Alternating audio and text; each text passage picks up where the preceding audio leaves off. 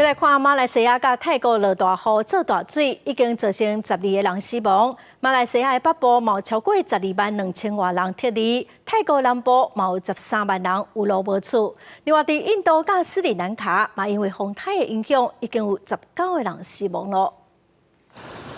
泰国南部北到年部的街路做大水，將多店無在了做成地。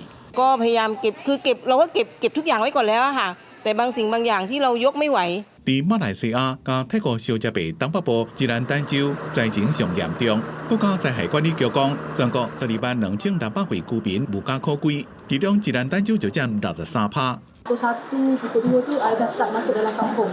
Dan yang orang yang duduk tepi jalan besar ni memang dah dalam dah air. Saya rumah ke dalam sikit. 這場大雨帶來大水，若予泰國甲馬來西亞真濟所在變做重災區，有人不幸死亡。伫即馬幾落萬的民眾為走去避難，為是無家可歸。因過伫雨落未停，警報抑閣繼續時陣，可能會有更加濟人因為大水侵襲受到災情的影響。伫印度甲斯里蘭卡是因為氣旋風格爾侵襲，造成真濟人死亡。印度塔米爾納都邦真濟所在淹水，清萊機場也關起來。 शाम को 5-5:30 बजे से इधर वेट कर रहे हैं हम लोग कोची में